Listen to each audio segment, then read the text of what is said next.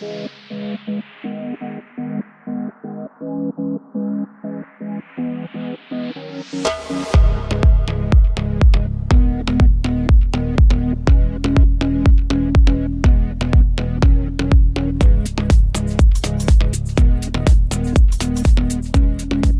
como decían ya con Berti y Fátima y Paola también, es un proceso de investigación que traemos desde finales del 2016, inicio del 2017, y entonces lo que vamos a exponer hoy, vamos a ver un rapidísimo recorrido por lo que hemos venido investigando, ¿verdad? Muy rapidísimo lo que hemos visto, y luego colocarnos en este contexto de, aquí están las personas que van a comentar hoy, Gloria, Elvia y yo, que me encontré esta foto para presentarnos las tres juntas en el panel.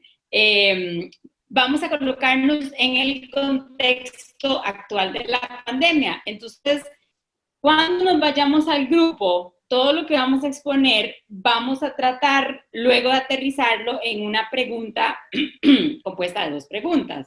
Una pregunta que es, bueno, ¿se ha ampliado la agenda sindical para defender las condiciones de trabajo durante la pandemia?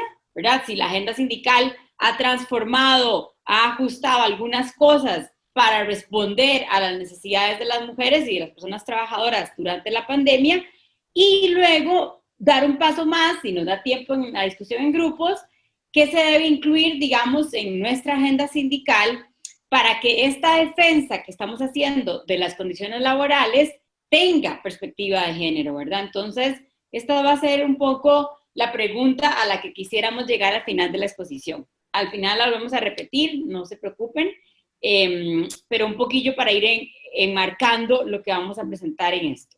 Bueno, compañeras y compañeros, ya ustedes recuerdan que en el OLPE hemos venido haciendo un trabajo de documentarnos sobre las formas que toma el comercio educativo y vimos que hay una tendencia global, ¿verdad?, que impulsa y luego institucionaliza el comercio y la privatización, y hay legislaciones nacionales que también son favorables al comercio educativo. Y entonces, lo que ya muchas de nosotras hemos podido conversar desde hace varios años es que vemos leyes de educación favorables a comprar servicios a privados, vemos ministerios de educación que impulsan las alianzas público-privadas y además ministerios de educación, digamos, que no se cuestionan los formatos de endeudamiento, que aceptan una agenda de endeudamiento o de participación de cooperación internacional, y esto ha llevado en los últimos 30 años, ¿verdad?, una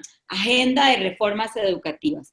Y también algo que hemos insistido en los últimos 2 años, sobre todo, es prestarle atención a estas estructuras de Consejos Nacionales de Educación en los que participan sectores privados y terminan funcionando como unos ámbitos supraministeriales. Y también en estos 30 años, ¿verdad?, de políticas neoliberales en educación, hemos visto insistencia en los formatos de inversión innovadora, que sobre todo abre las puertas a el pago por parte de las familias, a la participación privada en el financiamiento, la reducción del currículo, el foco en habilidades blandas, matemática, español, y ahorita vamos a ver lo más actual en esto, y toda esta narrativa muy dañina que tiene que ver con que las personas docentes son personas privilegiadas, ¿verdad? Y entonces lo que hemos visto estos 30 años en nuestros países es que el sector privado está sentado a la mesa de la política pública educativa y es un corresponsable en el diseño, en el financiamiento, en la implementación, y ahora en este tiempo de pandemia esto no ha sido la excepción. Bueno, y algo que también ya sabemos nosotras, que es que esta es una agenda de actores globales, ¿verdad? Como desde la OCDE, el Banco Mundial, también la UNESCO, que ha sido nuestra aliada en algunos temas, pero también la UNESCO la vemos aceptar estos procesos de participación privada, las estructuras empresariales que están en Reduca, el BID, que ya vamos a revisar qué está haciendo el BID en estos meses de pandemia, y bueno, nuestras contrapartes, que son los gobiernos, digamos, o nuestros interlocutores directos de nuestras luchas y reivindicaciones, los gobiernos y los ministerios de educación han aceptado estos procesos y los han promovido también. Bueno, entonces ya ustedes saben que hemos visto algunos casos estos años, por ejemplo, hablando de los Consejos Nacionales de Educación, vimos en Perú que el Consejo Nacional de Educación es un organismo autónomo, tiene un proyecto financiado desde la cooperación de Estados Unidos, USAID. Este Consejo Nacional de Educación diseña el proyecto educativo nacional y el proyecto educativo regional, ¿verdad? Se le contrata como una consultoría nacional y en este Consejo Nacional de Educación están sentadas personas del BID como consejeros, dueños de la firma internacional Innova Schools, que es una franquicia de escuelas privadas de bajo costo. Es decir, son estructuras que están operando y vean los actores, este es el caso de Perú, pero este caso lo vamos a ver repetido en muchos otros países, compañeras. Consejo Nacional de Educación, lo vimos en República Dominicana, lo hemos visto en Centroamérica. ¿Quiénes se sientan ahí y cómo ahí se toman decisiones que superan lo que está escrito en las políticas educativas? Vemos también experimentos, ¿verdad? De escuelas de bajo costo. Esto no es menor porque el formato de Innova Schools, por ejemplo, que se empieza a hacer en Perú, financiado con un capital semilla del BID, luego se exporta a México, pero vean qué interesante, porque todos los gobiernos que estén tentados a que cedamos a una modalidad exclusivamente virtual, les puede llamar la atención este formato de Innova Schools, que son escuelas donde un docente atiende al menos a 60 estudiantes vía una computadora, todo está en la nube y se usan materiales previamente diseñados que están en la nube. Entonces pongamos atención a esto. Esto es una firma inversora, Colegios Peruanos S.A. le pertenece al Grupo Intercorp, que es un holding de grupos financieros. También hemos visto el avance de institutos de evaluación de la calidad educativa que son autónomos y externos al Ministerio de Educación. También en Colombia, por ejemplo, vimos esto que hemos dicho, ¿verdad? Hay legislaciones que favorecen el comercio educativo y compañeras de Colombia que están acá no nos dejarían o nos corregirían si aquí falta algo, pero sabemos que la ley 715 del 2001 del sistema de participaciones habilita a los diferentes municipios a comprar servicios educativos y el 58% de los fondos está dirigido a comprar servicios educativos en los territorios. Y por eso hablamos en Colombia de una pedagogía de las corporaciones, pero ojo que también la vemos en Honduras, la vemos cada vez más fuerte en Uruguay, que es estas redes de empresas, de ONGs que venden servicios y que cada vez son más expertos en servicios educativos. El caso del proceso de negociación de paz, que claro que es un proceso que todas y todos queremos que se consolide en Colombia, también siguió ese modelo, digamos, de permitir que las ONGs que están cerca, los empresarios por la educación, que es esta plataforma, también se incluyeran en las mesas de diseño de políticas educativas para el tiempo de la paz, y esto no está desvinculado de la posibilidad de vender servicios. Y en esta venta de servicios, o en esta compra de servicios del sector público al sector privado, ojo, República Dominicana, otro ejemplo, dineros de formación docente, de los institutos de formación docente de República Dominicana, dirigidos a comprarle servicios de formación a centros privados, ¿verdad? Y ahí lo hemos dicho en varias ocasiones, teniendo universidades públicas, teniendo nuestros institutos de formación, se hace una subcontratación, una tercerización, y nos dan unas capacitaciones, por ejemplo, esta la vimos, de la formación continua centrada en la escuela, era capacitación en autogestión y en ser proactivos y una autogestión institucional. Entonces, esa es una política o una tendencia que no solo está en República Dominicana, este es el caso que estamos mostrando hoy, pero si revisamos Costa Rica está similar, si revisamos Perú está similar. Y hablando de Costa Rica, algo que pasa también en todos los países la OCDE constituyéndose en un actor, digamos, que baja directamente líneas sobre las políticas en educación. Como queremos ingresar a la OCDE, bueno, Costa Rica ya ingresó, recordemos que había que pasar toda esta serie de exámenes y nos hacían recomendaciones. Una recomendación de la OCDE, no solo en educación superior, sino en varios niveles, es que paguen quienes puedan pagar. Que la educación, que no se focalice el financiamiento educativo, digamos, que no se dirija a una política universal, sino que se focalice. Y esto no es solo en Costa Rica, nada más el recorte que estamos sacando.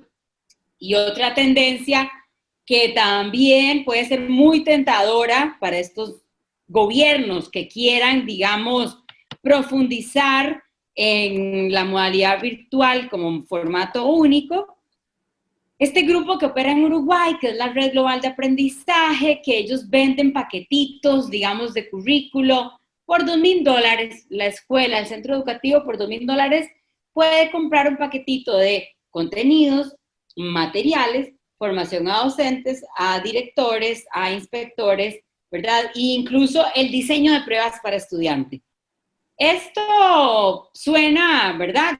Digamos, como ficción, como ciencia ficción, pero pongamos la atención porque son modelos, lo hemos visto operar en Chile, ¿verdad? Las agencias de calidad, este modelo de comprarle un paquete prediseñado a un grupo privado y que funcione dentro de la esfera pública. Eso también sigue estando en Uruguay, por dicho está la compañera Elvia también en este panel como expositora, comentarista. Por ejemplo, ¿qué vimos el año pasado? Y aquí doña Carmen, esto también es para nosotras en Costa Rica clave.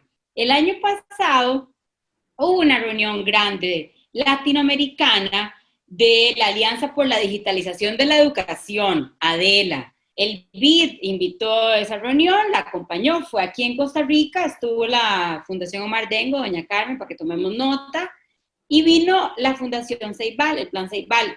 Ya vamos a ver qué se está preparando ahora con el Banco Interamericano de Desarrollo y la Fundación Ceibal en Uruguay, pero esto no está despegado de una iniciativa regional.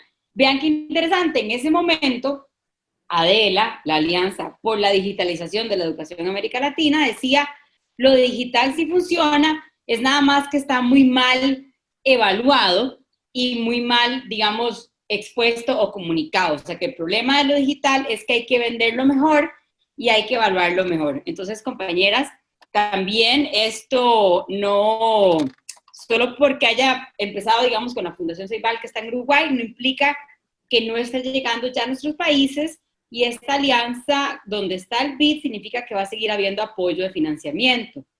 Bueno, y lo otro que hemos visto estos 3 años es la especialización del sector empresarial, ¿verdad? Articulado en Reduca, en esta Red Latinoamericana por la Educación, que se autodenomina sociedad civil, pero sabemos que son sectores empresariales de la banca, de los medios de comunicación, de la construcción, de inversionistas, etcétera. Entonces, están articulados, tienen agendas educativas, tienen sus publicaciones y tienen el lobby. Y atención, esto se pega con los Consejos Nacionales de Educación que vimos hace un ratito, ¿verdad? Están sentados en la mesa de decisión.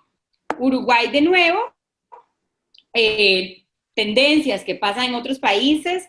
En Uruguay, a través de la Ley de Urgente Consideración, ya se insertó el sector privado. En el artículo 107 de la Ley General de Educación, se permite que el sector privado esté en los ámbitos de coordinación del sector educativo. Ahora, a nivel global, digamos, experimentos a nivel global, compañeras, que no nos suenen tan lejanos. Vean la Fundación Barkey, que ya opera en Argentina, compañera Sonia y compañeras que nos escuchan de Argentina. La Fundación Barkey es una fundación del grupo GEMS Education, GEMAS, ¿no? GEMS, que tiene un grupo de escuelas privadas de diferente costo. Pero vean este negocio, qué interesante es. GEMS Education tiene su propio instituto de formación docente que se llama TELAL. Entonces, en TELAL Institute yo me puedo formar como docente, yo me puedo formar como directora, y además el TELAL, ¿qué le hace a las personas docentes? les da ya unos cursos a las personas técnicas de cómo analizar los datos del proceso educativo para plantear los currículos, los planes de mejora de los estudiantes, etc. La Fundación Barky, entonces, vean el círculo, es el grupo James Education con las escuelas, el Instituto TELA, el que es de ese grupo, la Fundación Barky, que en América Latina, compañeras, sentó a nuestros ministerios de educación en 14 países alrededor de la coalición latinoamericana para la excelencia docente.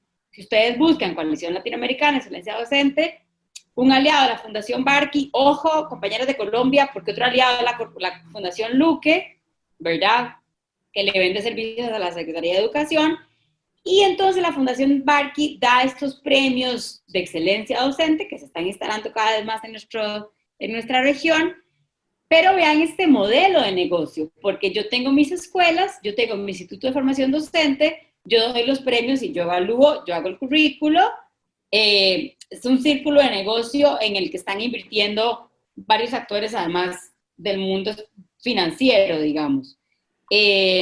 Por ahora esto no opera así en nuestra región, pero en cualquier momento y tenemos que observarlo.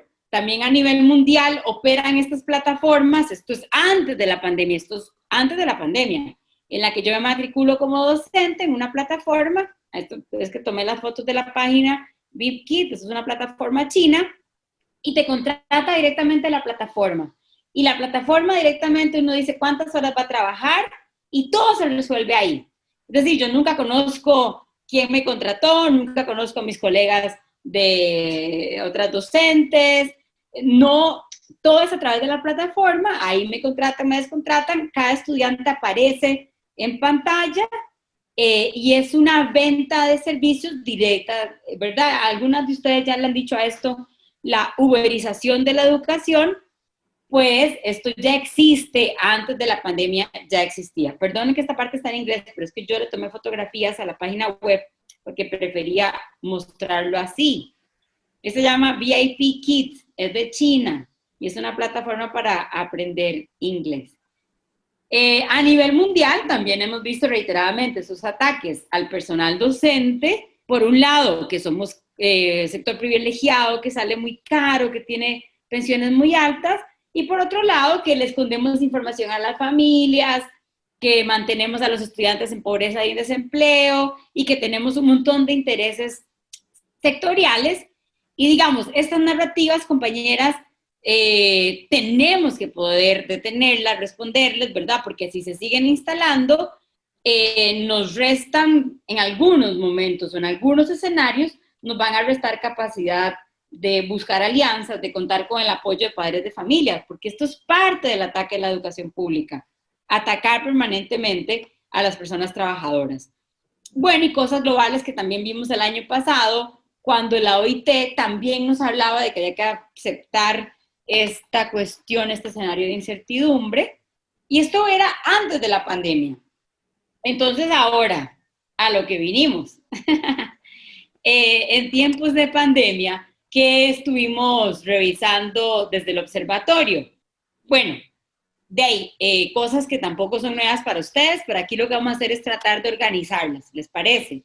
Esta idea que pusimos hace algunas semanas en conversación, ya con algunas de ustedes, sobre el hilo conductor que vemos en los negocios, ¿verdad?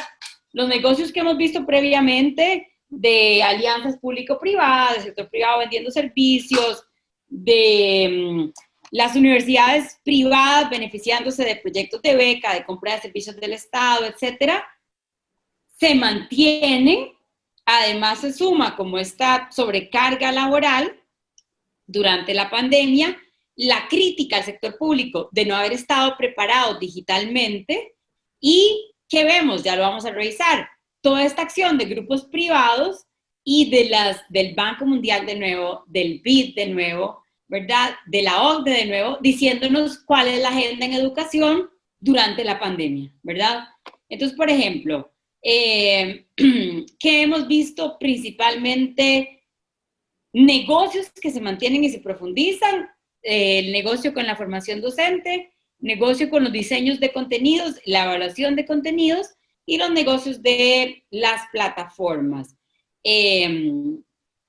Entonces, cosas que ya ustedes pudieron recorrer con nosotras cuando vimos que en marzo la UNESCO llamó a generar la plataforma multilateral para la educación y ahora centrada en el COVID, y lo habíamos hablado, ¿cierto? Un día de estos con algunas compañeras, que se invitó a Telefónica Movistar, se invitó a Microsoft, a Google, a Profuturo, a proveernos servicios. Y compañeras, traten de ver un documento que acabamos de publicar en el OLPE, donde contamos qué es lo que la UNESCO propone para el tiempo de pandemia.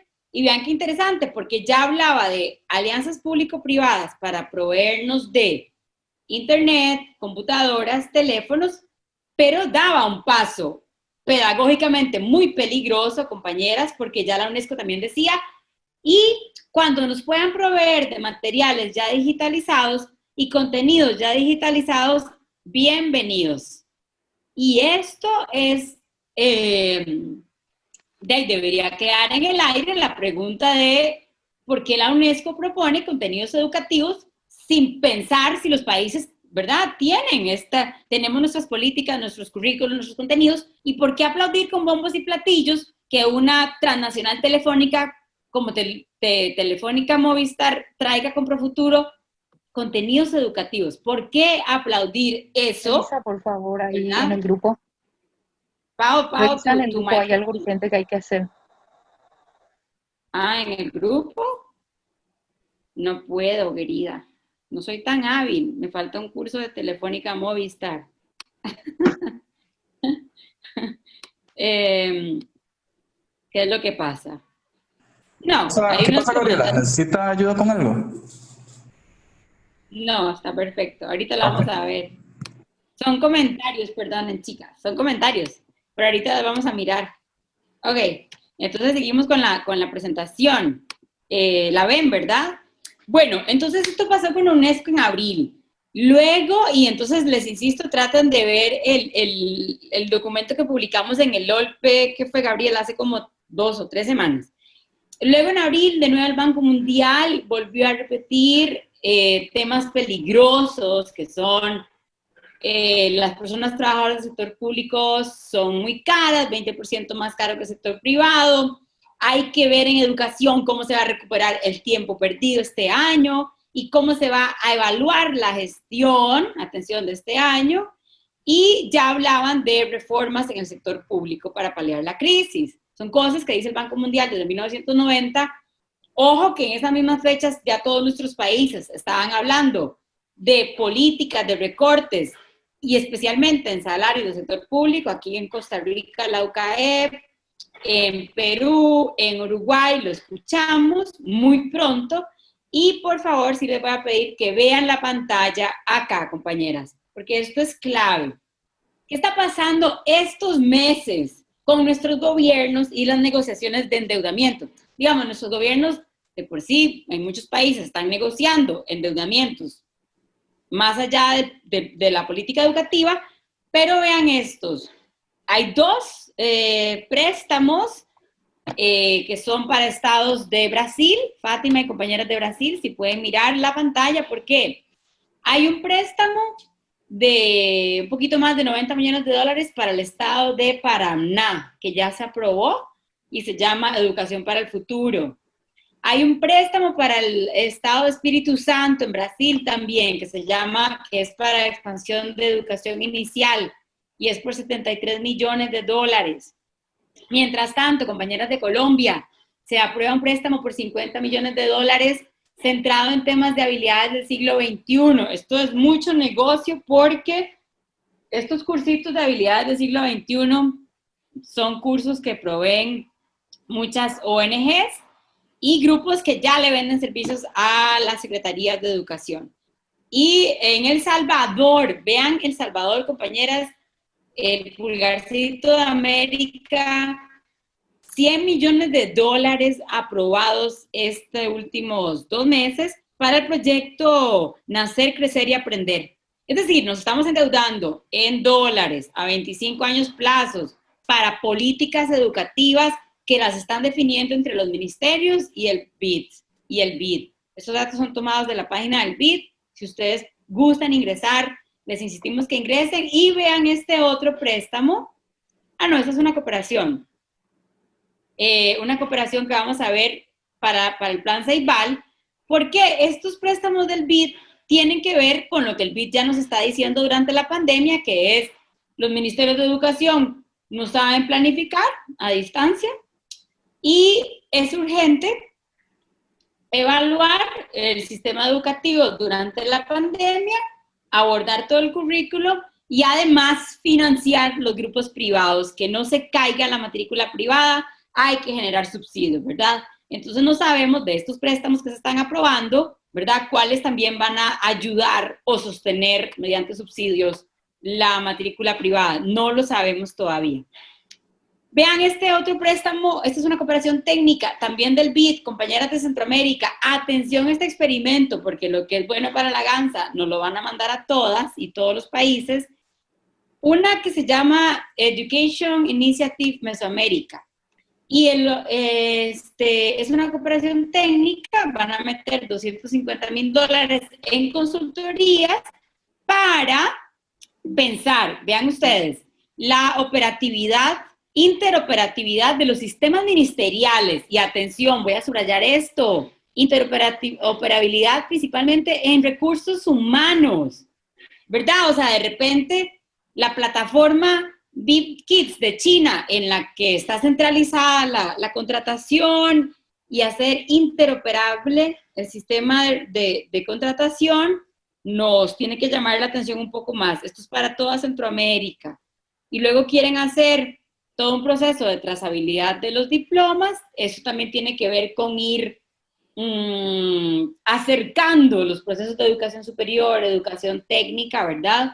Y también nos hablan de aplicar instrumentos para medir nuestra capacidad de transformación digital del aprendizaje y construirle a los ministerios de educación las habilidades para agendas digitales nacionales.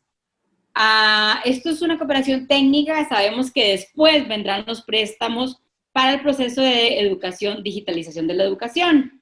Vale, esto en Uruguay, que es lo que les quería resaltar, se ve así al plan Ceibal. También le están dando una cooperación técnica por $800,000, no es mucho, es casi $1 millón, pero sabemos que son experimentos que luego van a ampliar. Y en general tiene que ver con desarrollar los enfoques pedagógicos para las propuestas digitales y generar un poco de evidencia, ¿verdad? Para que luego el banco pueda diseñar un proyecto seguramente más grande de endeudamiento. Vean, estos, ya vamos cerrando, pero estos préstamos no son menores, ya nos tienen que hablar de las reformas que vienen. Estábamos diciendo que hay un hilo conductor en los negocios. Vean República Dominicana, de nuevo el grupo de actores privados, Educa, nos dice que se le aprobó un proceso de capacitación a docentes, quieren formar a 100,000 docentes en modalidades digitales y acá, compañeras, tomemos esto para cerrar. ¿Por qué en República Dominicana, que hay universidades públicas que pueden generar softwares, que pueden generar plataformas, que tienen ingenieros de software, que tienen capacidad de administración de centros de cómputo, ¿por qué llamamos a un grupo privado de empresas a hacer la alfabetización digital de las personas docentes? Si tienen capacidades públicas nuestras instituciones de generar procesos de formación, porque hay financiamiento, hay fondos, hay universidades públicas con las capacidades técnicas y tecnológicas para hacerlo, y entonces la pregunta es, ¿por qué si nuestros gobiernos y nuestros estados y nuestras universidades públicas podrían proveer estos procesos de formación, este diseño de plataformas, por qué estamos optando por el sector privado? Entonces, nosotras y nosotros por eso estamos hablando del hilo conductor de los negocios, ¿verdad? Vemos que en la pandemia no se detuvo esta avanzada del lucro privado, de la especulación, de experimentar y de imponer unos diseños desde lo privado, y por eso queríamos poner hoy un poco en discusión, ¿verdad? todo el tema de ir privatizando la política educativa no es menor, viene además de la mano con procesos de precariedad laboral, ¿verdad? Y finalmente van privatizando la relación de las sociedades con la educación y cada quien se la proveerá en las medidas que pueda, si no es que estamos, digamos, el movimiento sindical, el sector docente, haciendo una defensa del derecho a la educación. Entonces, habíamos visto al principio de mi fala que queríamos hoy ponernos a conversar juntas en unos grupos de trabajo sobre esto, ¿verdad? En la pandemia, bueno, hemos visto que continúan las tendencias de privatización, hemos visto además, desde los sindicatos, hemos tenido que pensar cómo la agenda sindical va a defender las condiciones de trabajo durante la pandemia y queríamos proponerles irnos a un trabajo al grupo con esta pregunta, que es, bueno, ¿qué tenemos que incluir en la agenda sindical para hacer una defensa de las condiciones de trabajo con perspectiva de género? Tomando en cuenta el contexto de la pandemia, tomando en cuenta que nuestros gobiernos, que son más conservadores en la región, están avanzando en estos modelos más lucrativos y privatizadores, que además nos implican precariedad, desvinculación del sistema, desvinculación laboral, a una dinámica, digamos, de carrera docente, etcétera.